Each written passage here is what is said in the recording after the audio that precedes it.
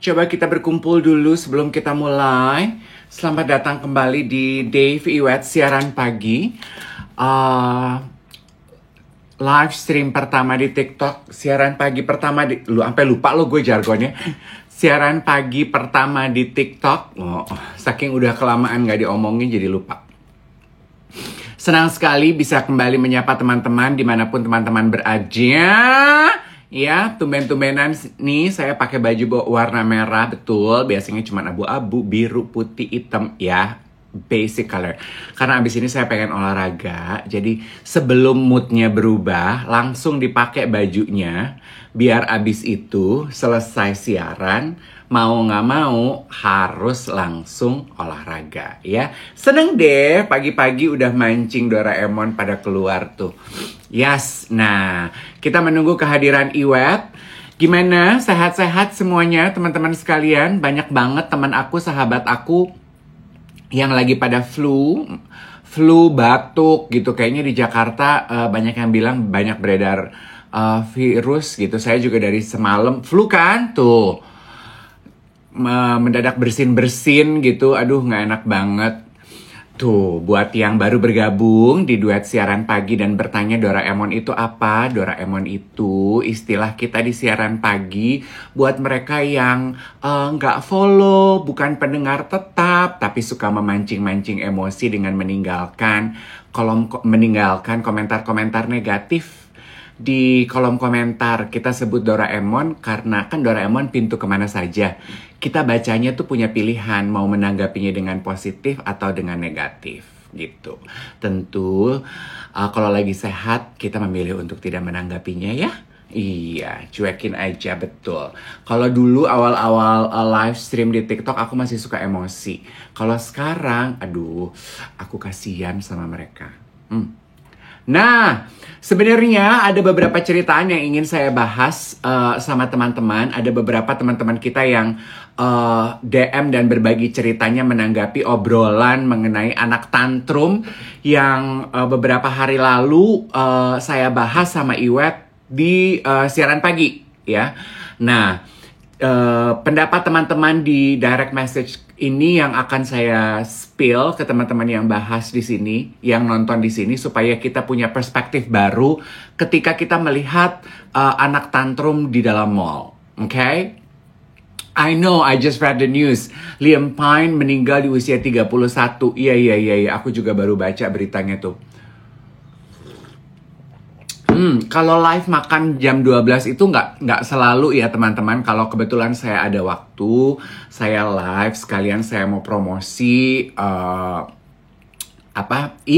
promosi catering Mutual Gourmet saya. Sebetulnya informasi mengenai catering Mutual Gourmet juga ada di bio TikTok aku tuh. Sama hari ini kita janji mau bahas mengenai film. Betul, yes. Coba ya. Oh, belum ada tuh Iwet. Oke. Mungkin dia masih sisiran atau lagi pakai lip gloss. Oke, aku udah catetin beberapa Oke. Kok tiba-tiba ada branded content? Oke. Kenapa tiba-tiba branded content? Oke. Oh, masa sih ngomongin lip gloss? Yes, sabar ya. Aduh, all over the place nih. Oke. Oh, first kiss. Oke. Iya, yang siang-siang kita bahas ya. Penasaran ya? Pengen bahas sama Iwet ya? Boleh. Boleh banget. Oh, apakah karena ada logonya di baju saya? Masa? Atau tadi saya nyebut bio TikTok saya? Anywho, kalau Iwet nggak bergabung, saya akan mulai aja. Jadi gini, saya tuh paling seneng kalau kan bedanya zaman siaran radio sama zaman siaran di TikTok gini. Di TikTok ini interaksinya berlangsung lebih cepat ya, terasa 3 arah gitu. Saya, Iwet, dan teman-teman yang nonton melalui komentar dan juga kadang-kadang teman-teman membagi cerita hidup teman-teman melalui direct message. right? Itu sebabnya sebetulnya kenapa saya tuh suka meluangkan waktu membaca direct message dari teman-teman. Jadi walaupun saya reply-nya mungkin hanya dengan emoticon, hanya late reply, but I always try to make time to read your stories. Seperti pagi hari ini saya ingin menyapa teman-teman yang kirim pesan tinggal di Jepang, tinggal di Swiss, tinggal di Filipina, say hello dari direct message, hi everybody. Nah, ada dua sebetulnya cerita geng duet yang ingin saya bahas. So this is the story and this is the perspective. Kan akhir pekan lalu saya cerita sama Iwet betapa kami berdua irritated gitu ya kalau melihat anak tantrum di dalam mall. Ingat kan pembahasan itu? Nah, rupanya ada dua geng duet yang berbagi cerita. Iwet udah ada. Mana? Oke. Potong deh prolog gue. Jadi tunggu dia dulu deh.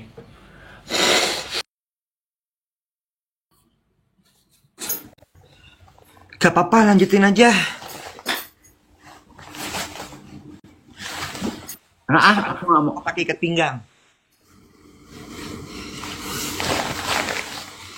Gini kalau gue lagi pakai ikat pinggang, guys. Gitu. Tahu nggak cara pakai ikat pinggang, guys? Ini tutorial cara pakai ikat pinggang yang baik dan benar ya. Tutorial, gila-gila tutorial. Kayak orang nggak pernah pakai ikat pinggang aja tutorialin.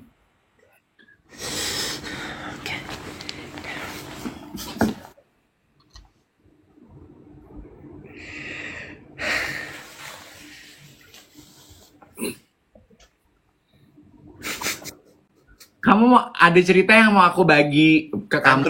Tantrum dulu. Iya, mengenai tantrum. Tadi gue lagi refresh sedikit. Akhir minggu lalu kan kita membahas mengenai anak tantrum di dalam mall.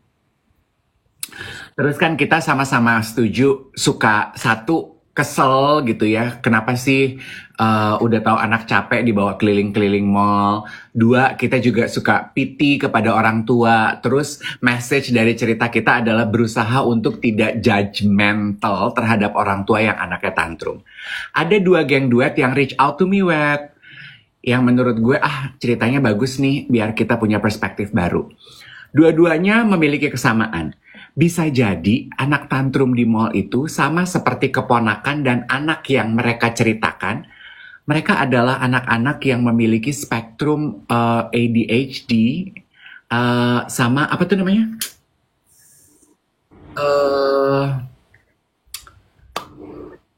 Apa? Alah, kok amnesia? Autistic. Iya, autism. Yes. Yeah. Nah, jadi dua orang yang reach out to me, satu, dia punya anak autistik. Nah, terus dia sebenarnya menawarkan diri, boleh nggak aku ikutan live, aku membagi cerita aku. Sayangnya, account TikToknya dia belum bisa ikutan live. Jadi dia bilang itu ceritain aja gitu bahwa aku tuh juga kadang sedih loh dan aku tuh nggak pengen anak aku tantrum di mall. Tapi anak autistik itu nggak bisa dikontrol, Mas Dave. Jadi kalau mereka tantrum penanganannya berbeda. Yang kedua adalah, tadi pagi baru gue baca, dia bilang, dulu aku tuh sama kayak Om Iwet sama Om Dave. Kalau ngelihat anak tantrum, aku tuh sama kakak apa adik aku tuh yang kayaknya mencibir gitu. Ini gimana sih orang tuanya pulang kali anaknya udah capek gitu ya. Sampai kemudian adiknya dia punya anak dan didiagnosa autistik. Punya spektrum. Yes, walaupun spektrumnya mild. Nah, bagian dari terapinya rupanya, Web, get this is very enlightening. Bagian dari terapinya adalah dokternya menyarankan untuk dibawa ke mall. Sehingga anak-anak autistik itu mendapatkan rangsangan ketika pergi ke mall. Gitu, jadi it's part of the therapy. Gitu, jadi mereka tuh bisa mendapatkan rangsangan, katanya seperti itu. Nah, kadang-kadang anaknya baik menerima rangsangannya, kadang-kadang anaknya bisa tantrum. Gitu, dan ketika tantrum pun orang tuanya tahu dan paham kalau anaknya tantrum di tengah mall itu mengganggu pengunjung lain. Dan mereka tuh juga suka feel bad gitu ketika pengunjung mulai mencibir gitu. Well, why I brought up this story adalah supaya ketika lain kali kita melihat anak tantrum di tengah mall, tahan diri untuk tidak mencibir, kita nggak pernah tahu alasan dibalik kenapa anak itu tantrum. That's all what I'm trying to say. Kalau udah kata-kata that's all that I'm trying to say, berarti gue udah nggak usah komen ya. Enggak juga. Ih, Ntar gue disuruh mingkem. ora. Selamat pagi dulu semuanya teman-teman. Iya, kita sudah baca komennya dan sarannya. Betul sekali, nanti kita coba atur waktu ya untuk ngobrol sama Agatha Suci. Oke? Karena Suci kan punya dua anak berkebutuhan khusus ya. Dan Ya. Suci juga memang very open mengenai pengalamannya itu ya, dan dia juga sudah sangat sering membaginya gitu. Jadi Ya. emang it is what it is gitu. Emang kadang-kadang kita perlu diingetin ya bahwa ya anak tantrum itu ada 1001 alasan di balik peristiwa itu, kejadian itu yang kita nggak paham. So just tahan wajah judgmental lo. Ya, ya mungkin kalau misalnya tiba-tiba kejadiannya di depan lo, ya lo yang lagi beruntung dapat kocokannya lotre hari itu gitu ya, untuk menyaksikan hal tersebut gitu. Terus kalau misalnya memang lo nggak suka, ya udah ditinggal aja. Iya, itu kayaknya menurut gue solusi yang terbaik. Elunya yang keluar, elunya yang mengalah, get out of the environment and the situation gitu. Itu kayaknya akan lebih helpful deh daripada muka lo mencibir tapi lo tetap di situ. Betul. Itu dulu, by the way ini bukan batik bajunya guys. Ini bordir, bukan batik. Gitu. Gue kesiangan, Bo. Iya, aku bisa melihat. Iya, gue kesiangan, terus abis itu hari ini gue meeting jam 9 lagi. Kamu kesiangan karena tidurnya terlambat atau Karena tidurnya terlambat. Kemarin tuh sempat dibahas, gue lupa di mana. Di usia-usia kita ini, itu kan kalau tidur tuh sekitar jam 10 lah ya. Iya kan? Terus sehingga lu tuh jam 9 tuh udah harus siap-siap tuh di tempat tidur. Udah goler, matiin lampu, segala macam. Nah, yang bahaya itu adalah ketika lu lewat dari jam itu. Karena pasti tiba-tiba lu kayak, iya, ya. jam Nah, tidurnya kemarin gue lewat. meeting. Hah? Jam tidurnya udah lewat. Kelewat. Gue kemarin meeting, baru beres sekitar jam 9. Jadi baru nyampe rumah tuh sekitar 9.20, 9.30. Siap-siap, mandi, segala macam. Terus abis itu bablas jam tidurnya. Baru tidur tuh sekitar setengah 12. Itu. Terus kemarin tuh kayaknya berapa hari ini kan gue selalu mulai jam 9 pagi ya. Capek banget ternyata. Kan memang biasanya lu kerja mulai jam 9 gak sih? Bukan. Maksud gue, udah beberapa hari ini tuh gue mulai meeting bener-bener jam 9. Oh, jadi jam 8 lu udah harus bergerak.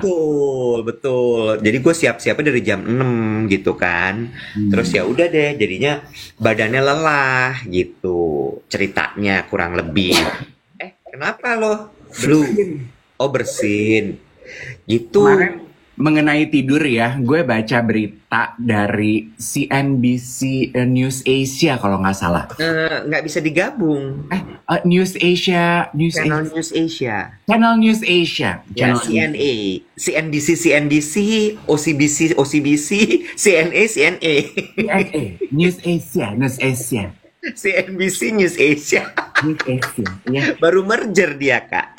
Ya kan sekarang zaman kolaborasi. Benar. Apa dia kata? Membahas, by the way dulu lu sempat ngalamin gak sih nih yang pada nonton Telepon Asia? Iya dong. Apa tuh namanya ya, Bo ya? Apa tuh namanya kategorinya tuh kan kalau ada GSM, ada apa? Kalau dia tuh apa ya? AMPS ya? Emang AMPS? Apa ya? Bukan GSM dia. Asia. Lupa. CDMA. CDMA. Ya. Gue beli Asia untuk pacaran waktu itu. Karena kalau teleponan murah. Sama Singapura. Enggak sama Jakarta. Gue udah bela-belain beli Asia. Diputusin. Ya, Monyong dong. makanya waktu itu satu kantor langsung beli semua ya. Ember. Perkara lo beli satu, semua suruh beli. Asia sekarang gone. Terus, Artikel di News Asia itu bahas gitu ya, tapi survei ini dari tahun 2014 ya di Amerika. Jadi dia membahas benarkah, apakah masih valid hasil surveinya di masa sekarang. Surveinya bilang kalau di Amerika itu, surveinya di Amerika ya, orang kaya lebih memiliki tidur yang berkualitas dibandingkan orang yang tidak punya duit. Iya, masa sih? iya. Nah makanya gue gini, kok kayaknya enggak ya gitu. Enggak sih menurut gue. Gue mau bahas di siaran, setuju nggak lo kalau orang Enggak. kaya lebih tidur nyenyak dibandingkan orang yang less fortunate? Enggak ah. Kalau survei itu membahas gini, surveyor ya, responden mengaku orang kaya itu kenapa tidur lebih nyenyak karena mereka nggak punya pikiran harus bayar ini, harus bayar itu, besok harus kerja pagi, bangun harus lebih pagi, harus traveling pergi kerja, naknu gitu. Jadi tidur mereka tuh jauh lebih nyenyak gitu. Menurut gue enggak loh. Enggak? Enggak. Balik lagi nih ya, sama kayak cerita lo di awal tadi soal anak tantrum. Menurut gue setiap orang itu punya bebannya masing-masing. Nah. Dan beban itu adalah sumber dari lo nggak bisa tidur. Ya, mungkin iya orang yang lebih kaya itu tidak perlu memikirkan lagi besok berangkat kantor mesti desek-desekan. Mereka nggak perlu mikirin lagi berangkat kantor rumahnya mesti jauh. Mereka nggak perlu mikirin lagi masalah apalagi ya, sekolah anak misalnya, gitu ya. Tapi mereka punya pemikiran yang lain menurut gue, ya.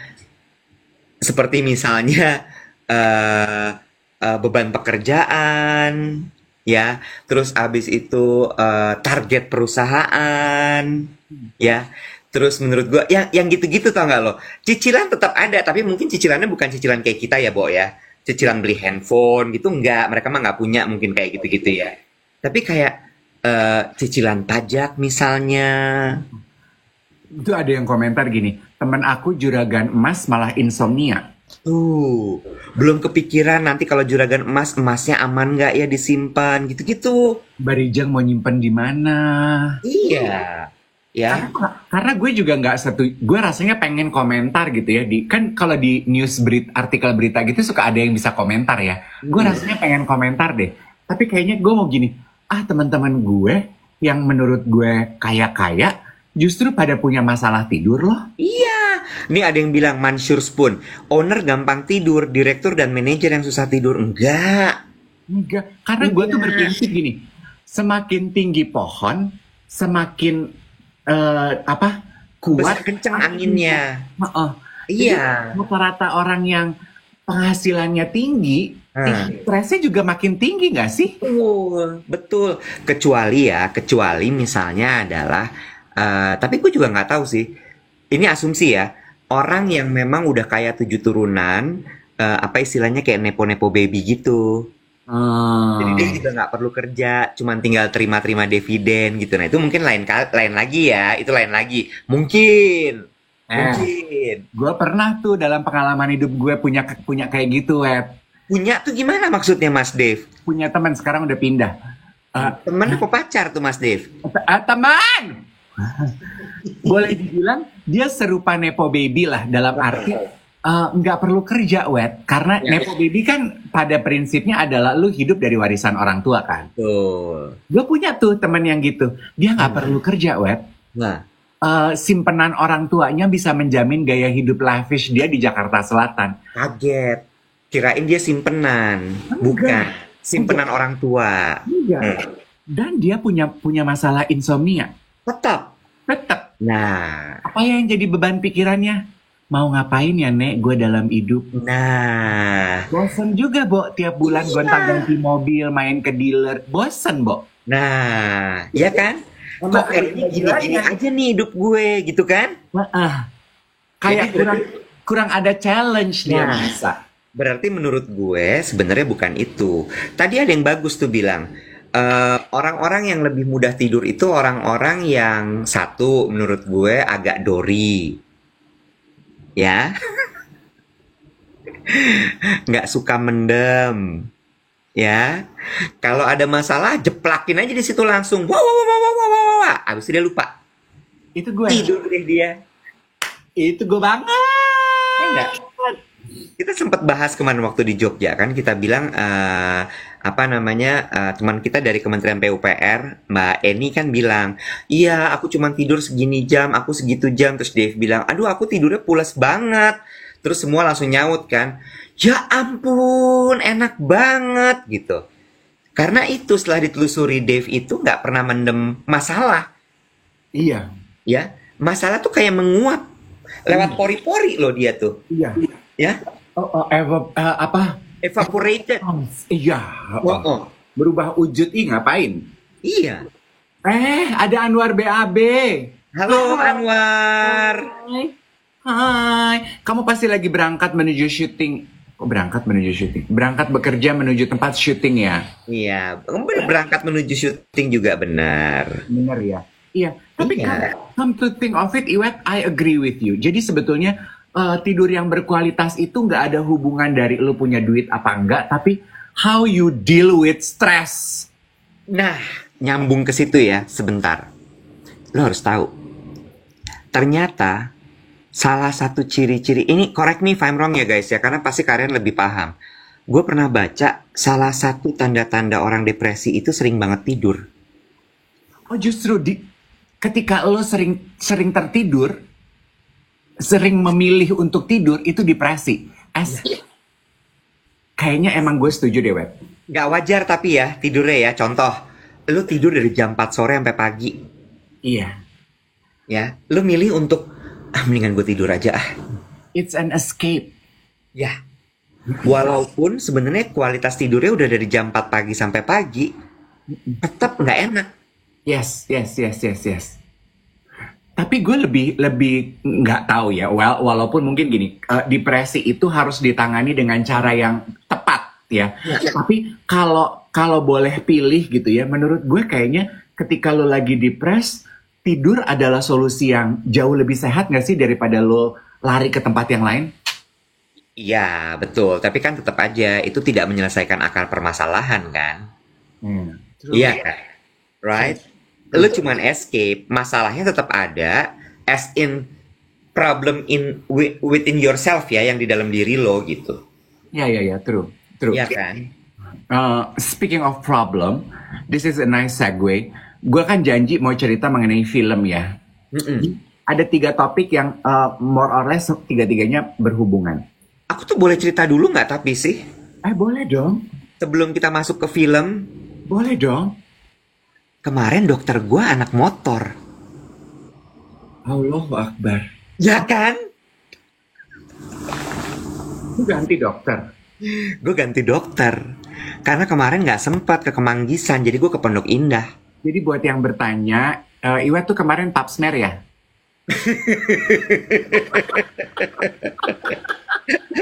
Suntik vaksin HPV.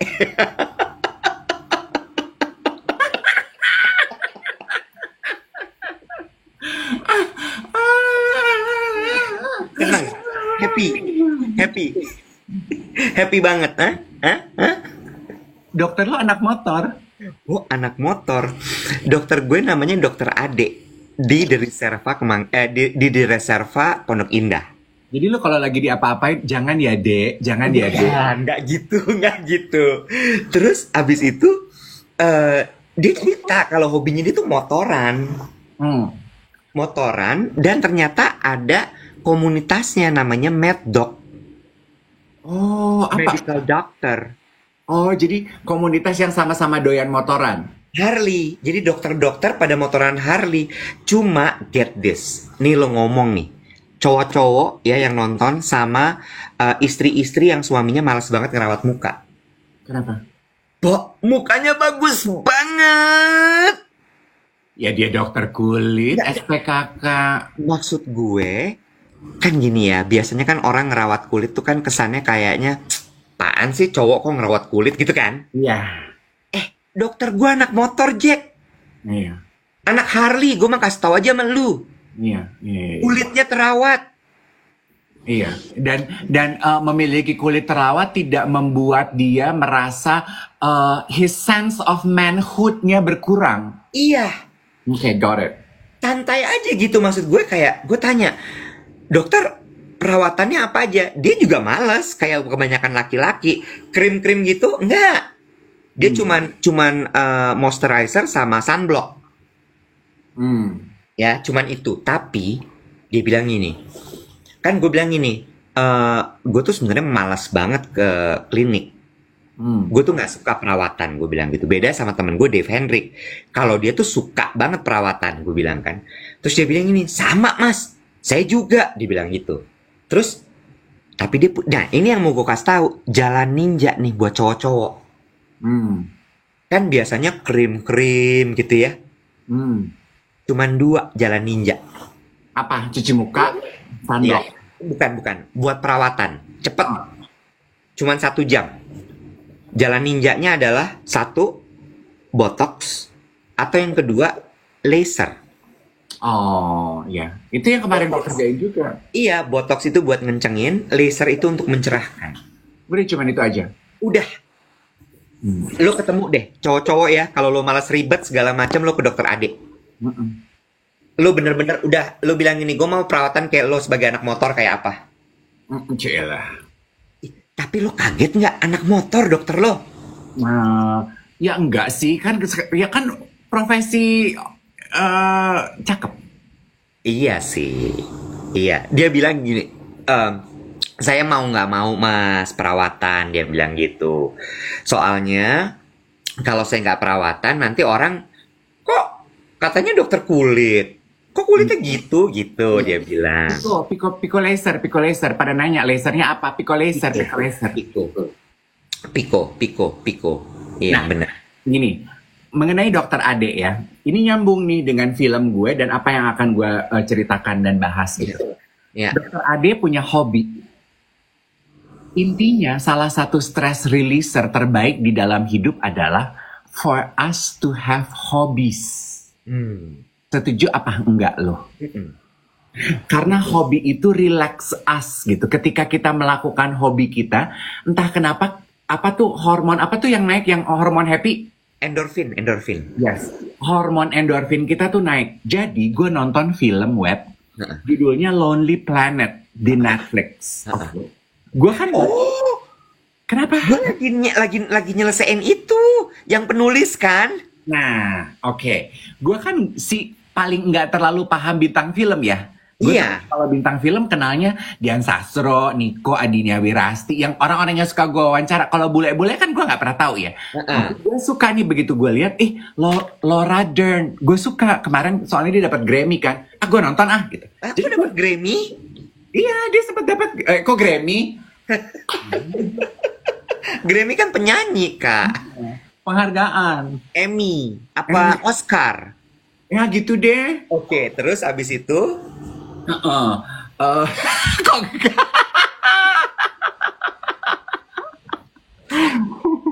Iya, Oscar. Terus jadi, gue mau nonton karena biasanya filmnya Laura Dern itu bagus-bagus gitu. Terus ini nggak spoiler ya, semua udah pada nonton ya. Aduh pusing deh ya.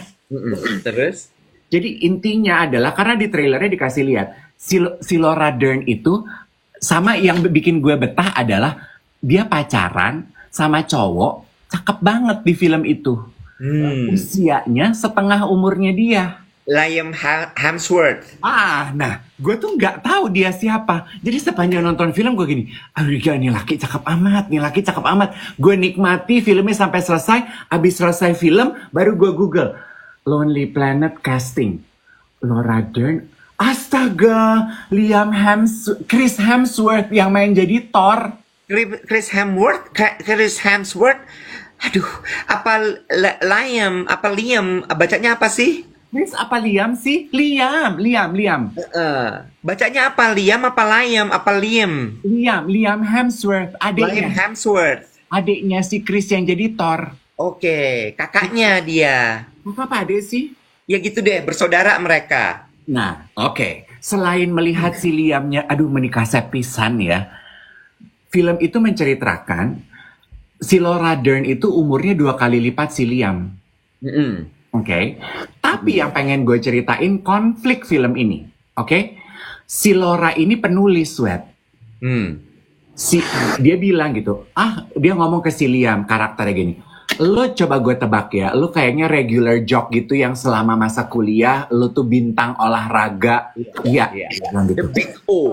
Oh emang, lu bintang olahraga kan? Iya. Olahraga tuh apa? Hobi lo? Apa pilihan karir? Enggak, olahraga tuh hobi gue. Gue nggak di situ gitu ya. Terus yang jadi konflik adalah ketika mereka berantem, si Laura yang karakternya sebagai penulis hebat, dia tuh bilang gini ke si Liam gini, gue tuh beda dari lo, hidup gue tuh nggak sempurna.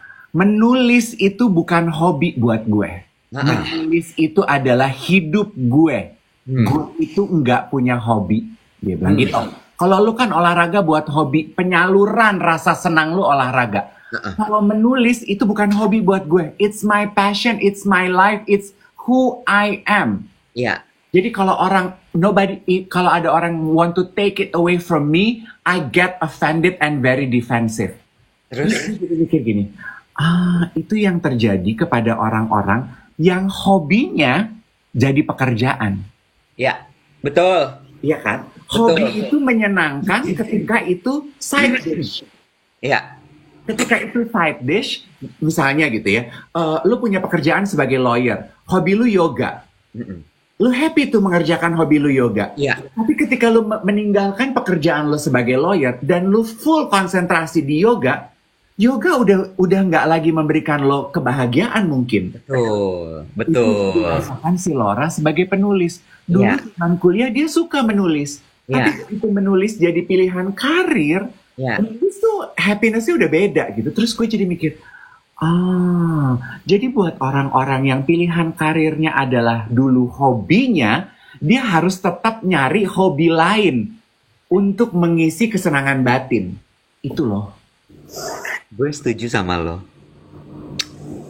Ini tuh gue pelajarin waktu gue bikin tik privé sama tik shirt. Gue tuh kan dulu Ya. seneng sama batik gitu ya. Nah. Gue tuh seneng ngumpulin batik gitu ya. Terus belanja kain batik. Kayak lukisan gitu. Kayak gue beli satu gue liatin, oh gambarnya bagus, gue beli gitu ya. Sampai di titik dimana itu menjadi sebuah pekerjaan. Dimana itu jadi target. Dimana gue harus membayar karyawan lewat situ.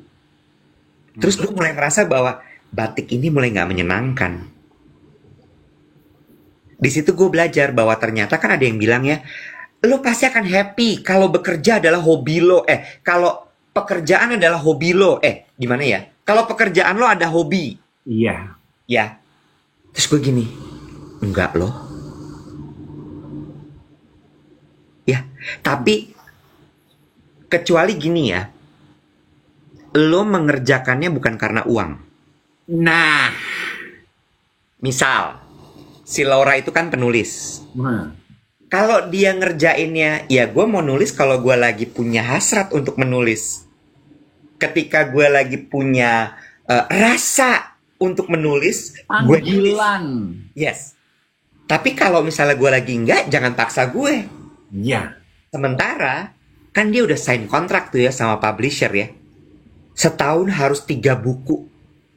Begitu buku pertama rilis, dia tour, dia udah mulai mesti mikirin buku kedua gue apa ya. Iya. Di situ rusak semua. Nah, itu. Ya. Jadi Bener nggak? betul. Gue tuh nonton film itu selain gue terbuai dengan melihat kisah asmara perempuan paruh baya pacaran sama Liam yang menikah sepisan yang umurnya setengah. Gue juga jadi mikir, good point juga ya, bahwa ketika hobi jadi pekerjaan, it becomes stressful gitu. Lu ngomong sama siapa sih? Gak ada. Gue distract lu aja.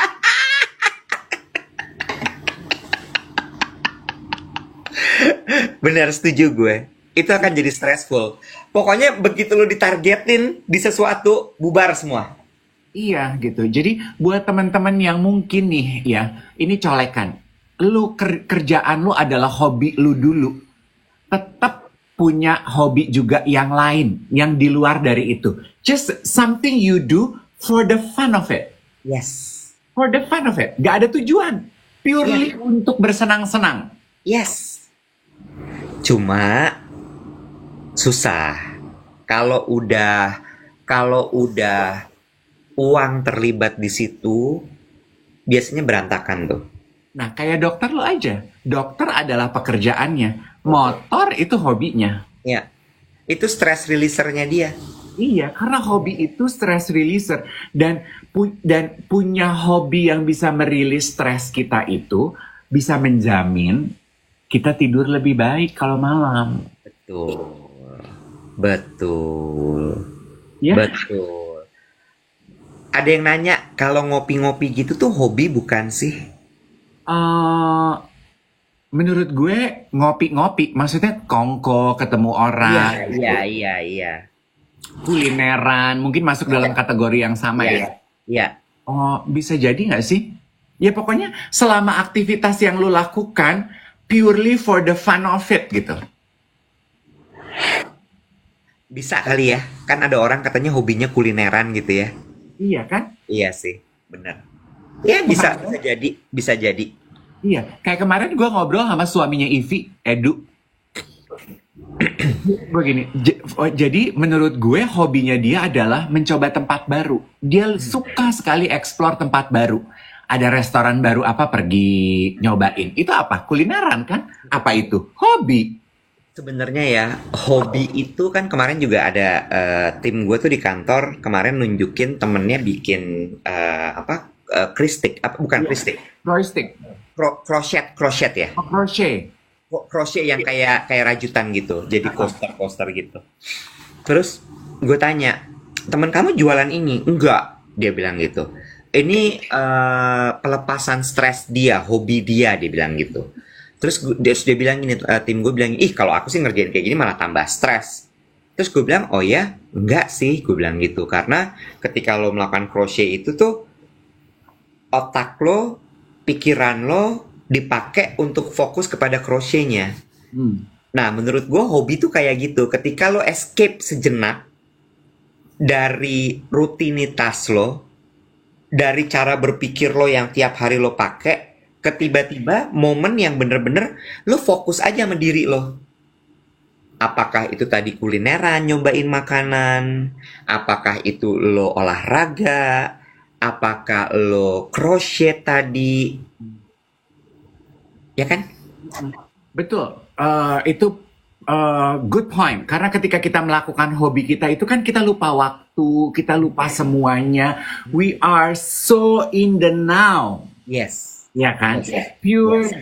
Pure enjoyment. Itu ketika kita melakukan hobi kita tuh. That's pleasure. Ya. Ada yang berkebun, ada yang ngurus tanaman, ya, macem-macem kan. Jadi pokoknya balik lagi gitu, hobi itu adalah ketika lo bisa bener-bener fokus kepada suatu hal dan lo mengerjakannya dengan penuh sukacita dengan menggunakan semua rasa lo. Ya. Sorry, mau bersin. Oh. Kan ada yang nanya gini, kalau shopping Kak, ya itu jatuhnya sama kayak pertanyaan kulineran, ngopi ya. Kalau gue sih, I cannot relate dengan orang yang hobinya shopping. Karena menurut gue, it's not a hobby per se. Shopping I think is a escape. Karena kalau hobi tuh, it's not an escape. Make sense gak? Ya, kalau hobi tuh, lu melakukannya karena ada panggilan. It's not an escape. Rata-rata orang shopping itu menurut gue, it's an escape. Ya. Betul. Escape. Gue boleh bikin kopi nggak? Gih? Boleh. Boleh. Lu sambil ngomong dulu ya. Ya iyalah kata gue nari, emang gue di towo. Nggak boleh gitu. Eyang Didi tuh hebat loh. Ya gue nggak bilang dia nggak hebat, jangan ngegoreng dong. Jangan marah. Udah cepetan! Kebanyakan preambul. Gitu ya, lucu ya. Jadi emang perlu tuh kita tuh punya hobi gitu. Oke. Nah abis ini Nah, itu pertanyaan menarik. Main game termasuk hobi apa enggak? Kemarin gue nonton YouTube seorang psikolog. Dia bilang main game itu termasuk hobi kalau kita melakukannya ada rentang waktu yang masih sehat untuk badan kita, mata kita, endebre. Berapa lama sih? Plus minus 2 jam. Kan? Ya. Ada Becky. Hi, good morning, Beck. Nah, abis ini aku juga mau membahas mengenai beberapa hobi baru, beberapa hobi orang-orang yang aku lihat. Oke, yes, true. Hobi pelihara burung, itu hobi. Pelihara ikan, dulu papi aku hobinya adalah, what is that? Ikan koki, akuarium. Dia main ngeliatin akuarium, bersihin akuariumnya. Yes, main sama pets, itu hobi. Yes, masak. Clubbing menurut aku jatuh dalam kategori yang sama seperti shopping. It's an escape, it's not a hobby. Ya, setuju nggak? Iya. Sambil ngomong dong. Gardening, yes. Oh, satu lagi. Kemarin kayak aku punya teman dia Indofrag YouTuber dari komunitas minyak wangi. Nah, hobinya dia, escape-nya dia dari pekerjaan dia adalah sniffing perfume. Dia liatin botolnya, dia bersih-bersihin, terus dia sniff-sniff, terus dia ingat kembali ini apa gitu. Itu hobi. Ini tuh hari ini temen-temen nih di kolom komen lagi pada usil ya. Kenapa? Cerita soal hobi ada aja yang nanya. Kalau pelihara tuyul kak? Kalau selingkuh kak? Kalau selingkuh itu escape. Itu apa tuh namanya Dave? Escape tuh apa namanya Dave? Apa namanya ya? Namanya rekreasi. Rekreasi, betul. Kalau pelihara tuyul itu kebutuhan. Tapi balik lagi soal hobi yang tadi dikasih target uang ya. Di situ loh gue belajar bahwa gue di situ baru bisa memaknai kata-kata atau ungkapan money is the roots of all evil. Di situ gue belajar. Maksud gue jadi kayak, oh ini tuh sebabnya. Kenapa disebut sebagai money is the root of all evil. Dan satu lagi ya, dari situ gue memperhatikan lagi tuh, ada lagi kan orang yang sampai kayak apa tuh kayak nyembah duit gitu loh, Bo.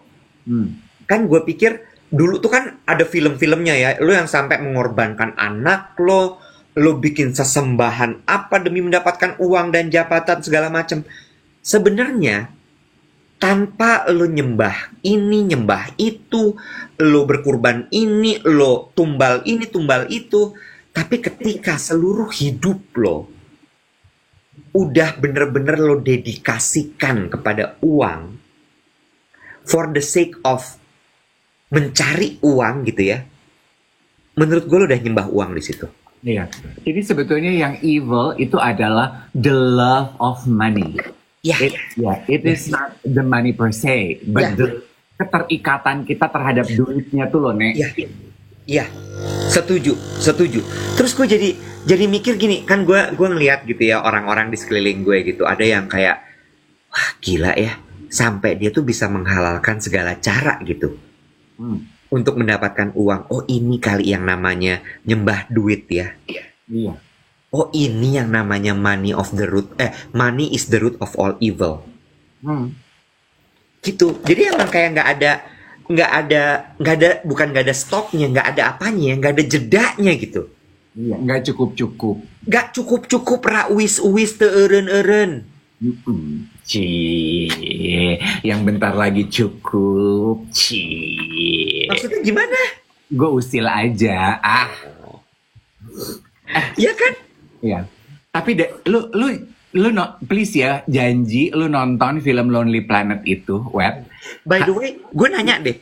Kan gue belum selesai ya. Gue baru sampai di yang si perempuannya itu ada kecengan waktu dia masih muda. yang tukang mabok tuh. Oh, Terus abis itu si Liam ini kayak nanya, dulu lu gimana sama dia, apa segala macam gitu-gitu. Yang mereka iya. habis main pedang-pedangan tuh, abis berenang. Iya, masih panjang. Nah, jadi sebenarnya kenapa dia namanya Lonely Planet? Kan mereka nggak lonely-lonely amat. Gue juga nggak ngerti kenapa namanya Lonely Planet ya. Mungkin cinta itu tumbuh ketika hati itu kesepian gitu kali ya. Oh, atau karena si siapa perempuannya namanya? Laura Dern. Laura Dern itu apakah karena Laura Dern-nya juga lagi bermasalah? Memang Iya Laura kan? Dern, ya. Oh, terus dia escape kan ke Maroko, ke Uh-uh. red penulis-penulis gitu ya? Eh, Lonely Planet itu buku. Jadi film ini based on book ya, teman-teman ya. Enggak, iya gue tahu Lonely Planet itu buku.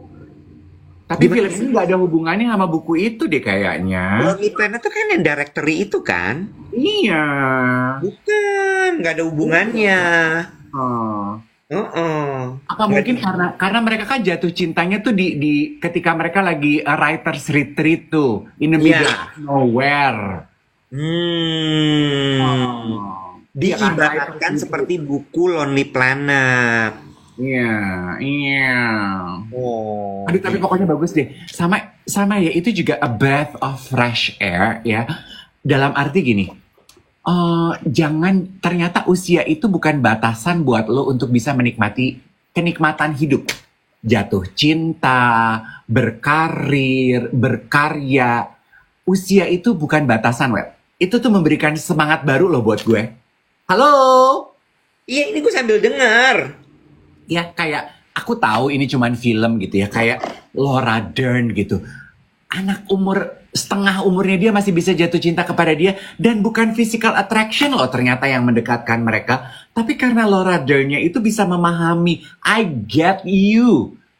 I can treat you as a human being. Itu yang membuat dia jatuh cinta. Sama Banyak ada ya. sama ada juga film yang serupa, Deceitful Love. Itu perempuan 60 tahun jatuh cinta sama pacarnya setengah umurnya. Nanya ya. Tapi lo tahu kan kalau itu film? Tahu, gue udah tahu kalau arah lu akan ke situ. Lu kan, aduh pragmatis banget deh lu mah. Tapi ya, on that matter, on that subject, lu pasti terpapar nggak, Wet?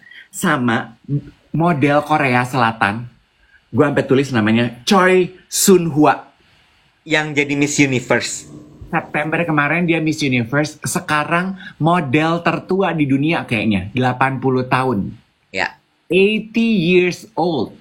Gue ngelihat dia gitu ya, berlenggak-lenggok, sekarang diwawancara, pemotretan, naknu. I'm very happy loh. Dalam arti gini, ini sama nih kayak ceritanya Laura Dern. Usia itu bukan batasan buat lo untuk menikmati hidup, Bo. Hmm. Itu batasannya. Kayak kemarin kan Victoria's Secret show lagi tuh, Angel. Ya. Ya kan?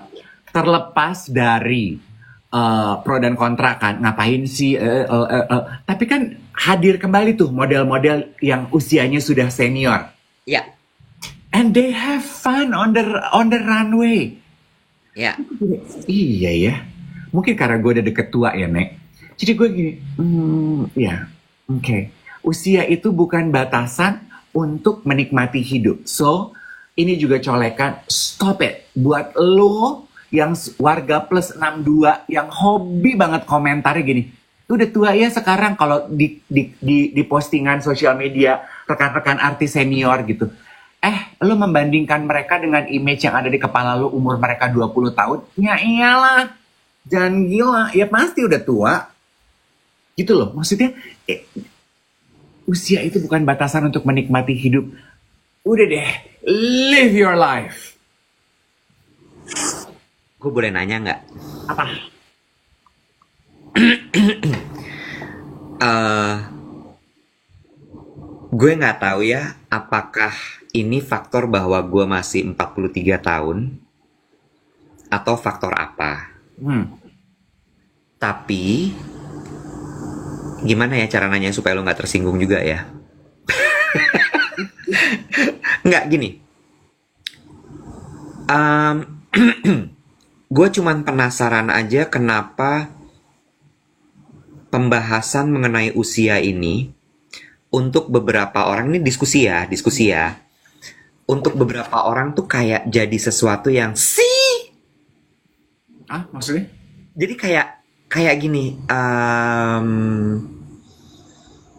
kayak berusaha untuk membuktikan bahwa ketika lo sudah berumur, lo masih bisa perform, Nah, lo masih bisa ini, bisa itu, apa segala macem. hmm. Gue, gue, gue bener-bener kayak why gitu. Apa nih coba? To be exact maksud lo? Kayak misalnya gini ya, misalnya gini.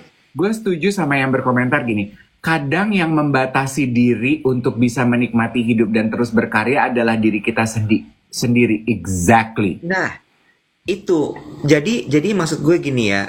Oke, gue akan ngomong ini blank aja ya. Please do. Nggak akan gue cover apa-apa segala macam. Waktu Michelle Yeoh menang Oscar, itu kan seluruh dunia gempar. Ya. Karena pertama adalah she is the first Asian woman yang menang Oscar ya, kalau gue nggak salah ya. Ya. Lalu kemudian pada saat dia memenangkan Oscar itu umurnya sudah tidak muda lagi.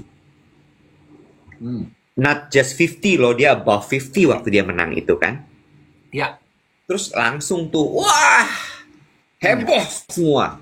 Gitu ya, termasuk beberapa selebriti gitu ngomong. See, age is not, it's just a number. Michelle Yeoh membuktikan bahwa ini itu apa segala macam. Tapi yang ngomong tuh orang sudah berumur gitu. Yang sudah masuk ke dalam midlife crisis. Gue jadi gini, kenapa sih lo lagi merasa nggak nyaman sama umur lo ya? Gitu. Oke, I get Atau it. kayak gini, kenapa sih apakah lo ngomong gini adalah sebagai satu bentuk afirmasi kalau lo masih bisa berkarya? Satu lagi adalah, apakah lo lagi menyemangati diri lo ya sebenarnya? Kalau lo masih bisa make it di umur segini gitu. Ya. Nggak, maksud lo gini, nggak pernah lo lihat yang berkomentar gitu anak muda. Pasti yang Iya. berkomentar gitu yang udah pada tua-tua juga. Iya. Dan yang berkomentar itu yang memang lagi berusaha banget untuk membuktikan diri. Yes, and yes. Sama seperti saat ini gue dong. Gue menanggapi Laura Dern, gue menanggapi model 80 tahun itu, ya kan? Gue yang udah mau masuk tua, menanggapi prestasi mereka yang usianya udah tua. Yes to all of your question. Yes, kita melakukan itu karena kita kayak mendapatkan dorongan semangat gitu loh, Wet. Ternyata usia itu tidak bisa dijadikan batasan. Itu satu. Kenapa kita melakukan itu? Yes, kita mencari validasi. Karena surrounding kita, kenapa anak muda nggak ada yang berkomentar begitu? Karena masalah itu belum ada di dalam kehidupan mereka, Wet. Ngerti. Karena ya, society itu ageism banget, Wet. Ya, ngerti. Kenapa? Sebetulnya dorongan gue kenapa gitu ya, gue pengen ngomong ini untuk diri gue, untuk juga geng duet. Karena salah satu komentar yang paling sering gue hapus dari sosial media gue semenjak gue aktif kembali di sosial media, siaran di TikTok, adalah komentarnya selalu begini, Iwan. Udah berumur bukannya mikirin akhirat, sibuk berkoar-koar di TikTok. Udah umur bukannya ngurusin akhlak, sibuk ngoceh di TikTok. Gue tuh gini, oke, gue berumur itu fakta. Tapi memangnya kalau gue berumur, gue nggak boleh main TikTok? Kalau gue berumur, gue nggak boleh bikin podcast? Kalau gue berumur, gue nggak boleh ketawa-ketawa? Oke. Jadi berarti gini ya. Ini juga ada hubungannya sama stakeholder yang lain sebenarnya. Yes, itu tuh stigma ya bilangnya ya. Apa sih? Stakeholder itu gue ngomonginnya di sini adalah ya pemirsanya, ya pembuat keputusannya as in the industry, yang kemudian membuat jadi banyak orang merasa bahwa ketika lo sudah berumur, maka lo akan tidak bisa perform atau berkarya. Hmm. Nah, makanya kenapa sebetulnya gue melihat I'm all for film-film kayak Deceitful Love, Lonely Planet, kehadiran model 80 itu, Victoria's Secret memberikan tempat kepada model-model yang usianya senior. Sekarang kan juga mereka balik lagi ya. Kayak gini, oh sekarang diberikan kesempatan kembali gitu, representasi di dunia web. Biar orang tuh ngelihat yang usianya senior itu masih pada hidup dan berhak hidup, menikmati hidup loh. Jadi orang-orang itu tuh terbuka gitu loh. Iya kan, Nek? Hanya karena kita udah usianya. Sebenarnya ini kan tujuan awal waktu kita bikin podcast YOLO. Did you still remember? Cuman mau ngasih tahu aja yang umur 40 itu masih boleh loh berkarya dan mewarnai dunia podcast. Hanya just because we are old does not mean we wither and die. Gitu. Kayak, iya betul. Perusahaan boga tuh yang memberikan kesempatan kepada lansia. Gue kemarin ngobrol tuh sama lo gak sih? Iya. Waktu lu udah bahas ini di siaran pagi di Melawai kan restorannya? Apa? Bakers Inn, grupnya Bakers Inn. Boga Group. Sama Boga Group gue sempat ketemu tuh sama mantan karyawannya. Terus gue gini, lu hebat loh, kalian hebat loh. Punya rekayasa itu kalian hebat. Iya. Gitu. Terjawab nggak pertanyaan lo? Terjawab sih. Iya. Mungkin lo nggak bisa relate because you don't feel old already. And none the experience above itu nyantel di lo. Nanti aja, nggak apa-apa. Jangan buru-buru pengen jadi tua juga, Jack. Iya sih. Nggak apa-apa kalau lo nggak bisa relate, it's okay. Bukan nggak relate-nya. Lo tahu kan, gue pernah dibilang bahwa gue tua. Sama? Gue nggak dipakai lagi sama sebuah produk karena gue udah tua. Oh iya, gue tahu itu. Lo inget kan momen itu? Iya, tapi kan itu kayaknya selewatan aja ya buat lo ya? Enggak. Gue tuh kepikiran sebenarnya sama itu. Tapi jadi gini, untuk teman-teman yang baru gabung gitu ya, atau mungkin belum dengar ceritanya, gue ulang sedikit aja. Jadi gue tuh pernah megang sebuah produk sebagai endorser mereka selama lebih dari 5 tahun lah. Ya, I've been very faithful. Gue menggunakan produknya dengan sukacita. Gue mempromosikan produk itu kepada semua orang dan lain sebagainya. Sampai di satu titik kemudian endorsement itu berhenti. Terus kemudian gue ketemu lah nih tim produknya, don't get me wrong ya, karena menurut gue ini tuh sebuah pelajaran hidup buat gue. Gue ketemu sama tim produknya. Pada saat itu gue ngobrol tapi dalam konteks bukan untuk menjual gue. Menjual perusahaan gue gitu ya, untuk gue supaya mereka beriklan dan sebagainya. Terus mereka bilang lah gitu bahwa iya, kamu tuh emang figur yang paling cocok untuk produk ini. Kamu itu adalah gambaran personifikasi dari produk ini, gitu. Tapi produk ini gitu ya, saat ini tuh membutuhkan figur yang lebih muda. Kalimat exactnya gini, kita tuh butuh yang kayak kamu tapi lebih muda 10 tahun. Oh iya, I remember, lu pernah cerita. Ya kan, gue tuh di situ gini, ouch. At that time, umur gue tuh baru, I think 40 atau 39 malah. Can you imagine? Memang 40 masuk 40 itu hitungannya udah dibilang tua, Nek. Exactly. Cuma maksud gue gini loh, kalau dipikir-pikir nggak tua-tua banget sih sebenarnya gitu. Cuma gue waktu itu kayak, anjrit. Bahkan 38, 39 aja udah dibilang tua gitu. Ya kan, untuk brand ya, untuk produk. Terus gue kayak, gitu, gue gila gitu. Tapi di momen itu membuat gue jadi sadar bahwa oh, semua itu ada masa kadaluarsanya. Gitu. Nah, di situ kenapa gue bilang jadi momen titik balik adalah Karena gue merasa bahwa, oke, what's next? Hmm. Dimana lo tidak lagi menjual kemudaan lo, Hmm. gitu, ya. Dan gue ya pelan ya, Bo, ya, pelan, nggak cepat gitu. Tapi gue berusaha untuk mengembrace itu. Dan pelan-pelan kebuka tuh bahwa brand yang kemarin ngomong itu sama gue, terus besok gue ketemu lagi, semua ngomongnya bahwa iya, we need a younger figure. Gue langsung gini, oh, berarti bener nih. Nomor satu yang harus gue terima adalah bahwa memang ada semua hal itu ada kadaluarsanya, gitu. Dan sekuat-kuatnya gue melawan gitu ya, yang ada malah gue akan jadi capek. Sehingga gue memilih untuk, Dan, gue harus berkarya di tempat yang lain. Tapi ketika gue kemudian merilis itu, malah the universe tuh menunjukkan ke gue dengan cara yang gue nggak sangka-sangka. Dan itu membuat gue malah, lo tahu kan, ketika lo nggak expect sesuatu tapi tiba-tiba lo dikasih tuh happy-nya luar biasa. Contoh, siaran TikTok kita ini. Dulu kan selalu dibilang ya bahwa TikTok tuh platformnya anak muda. TikTok itu untuk anak-anak yang muda banget gitu kan.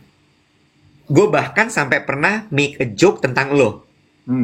Yang gue bilang, lo adalah satu-satunya veteran yang berhasil make it di TikTok. Veteran tuh bukan satu kata yang konotatif gitu, bukan yang jelek. Veteran is orang yang sudah berpengalaman, sudah melewati asam garam. Itu veteran, bener nggak? Yeah, I take it as a compliment. Right, karena kadang-kadang ada orang yang ngomong veteran tuh kayaknya pensiunan gitu loh.